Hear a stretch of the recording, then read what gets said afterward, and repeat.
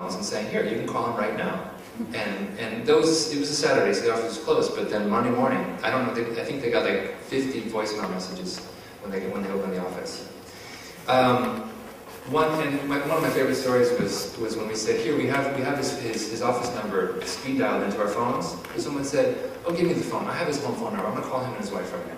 So, I mean, this is Bainbridge Island is where he lives, and he's a friendly guy, and he knows a lot of people. So we met some of those people. Long story short, I think you can guess where this is going. Jay Inslee came out against CAFTA, and when our organization was quoted in the Seattle Times as saying that the coalition had helped turn his vote, of course, you know, his staff person immediately got a retraction in the Seattle Times saying, "Oh, it had nothing to do with them." But I think it's safe to say that using these creative tactics, using coalition building, and having a lot of fun and using a lot of creativity in what we did really turned it around. And hopefully next time there's a fight like this, I mean, these are the sorts of tactics and strategies I think that could be used to beat the next trade agreement that comes down the pike. Thank you.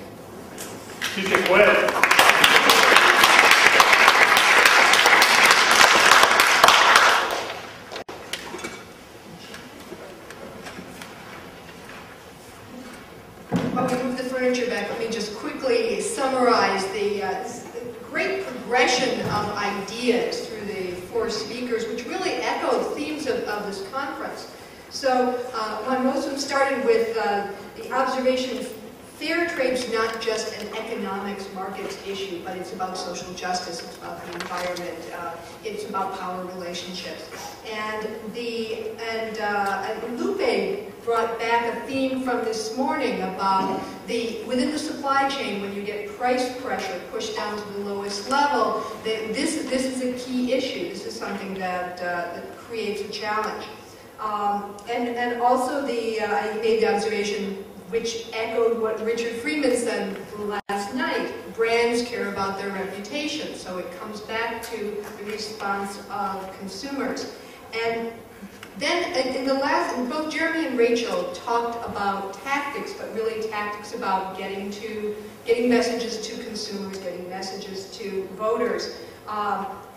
Tactics like being noisy, tactics like finding the tagline that gets attention, tactics about coalition building and effective lobbying, which brings back to an observation that I made at the time of the WTO protests, that sometimes very complicated issues don't fit very well on posters, banners, placards, signs. And Wondwossen talked about this. How do you figure out who the good guys and the bad guys are? How do you figure out when it's very complicated? How do you distinguish between the 100% fair trade and the 2% fair trade, which maybe is an easier distinction than the distinguishing between the 52% fair trade organizations and the 48% fair trade organizations? That's, when we get down to the nitty-gritty, that's where the really difficult challenges are. So I hope you have some questions for these panelists about some of those issues and about some of the difficult challenges. Who wants to be first? Dick.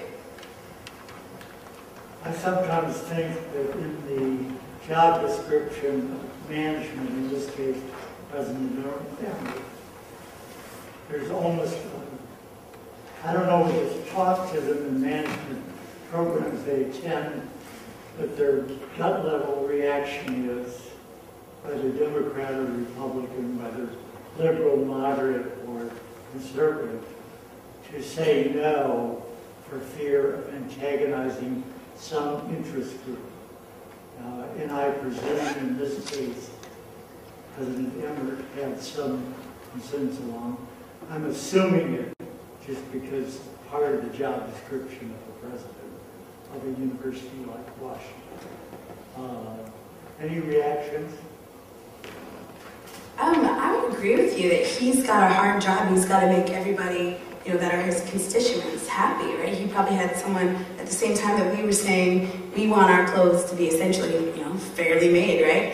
He was probably having, a lot of flack from the brands that didn't want to do that for economic reasons. But I think when it comes down to it, you have an interesting situation on college campus because you don't have, like, you know, we don't get a vote, right? It's not like a democracy. Maybe it's supposed to be, but it's not how it actually works. And so, you know, like, in order to get him to side with what we wanted, we had to mobilize students. So we actually, there's a lot of background work I didn't talk about because it was 10 minutes, but no, for the whole year since we had the delegation, we had a sweatshop clothesline where we had, you know, clothes that was a display of facts about, you know, like sitting out really educating campus. You know, we had a lot of speakers come to UW and talk about this, and I truly feel that SLAP's organizing was very democratic. We're a non-hierarchical organization, anybody can join in. We had a lot of support. By the time we finally met with President Emmer at the meeting where he officially signed on to the Designated Suppliers Program, there were 50 students in the room. This is in the middle of the day where there's classes. And some people might call SLAP an interest group, but for me that really depends on how you define democracy. Students, right, I mean, there was the bureaucracy, and you know, SLAP definitely served on the licensing advisory committee, you know, and still does, and wanted to participate in that. But when you look at, like, who comprises, you know, the whole university community, students are a large portion of that, and I don't think it's, like, partisan for us to be going to Emmert every day and saying, like, look, we want our clothes to not be exploitative when they're made. I don't think that's interest group, I think that's humaneness. And we didn't have access to that any other way. He wouldn't actually meet with us until the day that he signed officially the Designated Suppliers Program. So it's not like we just, you know, went to him and started yelling at him. You know, we had a lot of, you know, consciousness raising on campus. We went through the official venues. We went through the licensing advisory committee, but when it came down to it, it was taking a little bit too long. And so, you know, we went directly to him. Did that answer your question? Thanks. I just want to add, from the perspective of a faculty member on the Licensing Advisory Committee, and maybe this is a different perception of time from faculty versus students, that the committee had a roughly 30-page proposal, what was involved in the Designated Supplier Program, and did what faculty love to do. They said, wow, this is really interesting, let's research this, let's figure out what it's all about. And I would agree with that. There's definitely a necessary tension between action, between research, oh, you're going first, go for it. Between research and action. And I think it's very important to know what you're doing. In fact, the 30-page report, I believe, was compiled by Rod and Ashley, who are SLAP members. We also worked with some professors here, Matt Sparks, Victoria Lawson, to compile that. So we were very aware of what we were asking for, but I liked what Lupe Gamboa said, that you can't eat words, right? So when it comes down to it, it was very much about actually getting this to be passed and accepted at UW. Okay. Yeah, quick follow-up and then over here. I'm going to throw out an idea. One advantage of being retired is that you have time to think.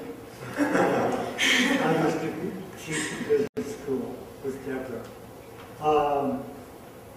I envision a change toward democracy in this country that would require the boards of directors of corporations, of other groups, would have representatives from other groups that may disagree with them within the liaison group. You said SLAP had representation on this group. Well, that's wonderful, but it's not typical of the American corporation, in which almost all people they're made up of insiders, vice presidents, CEO,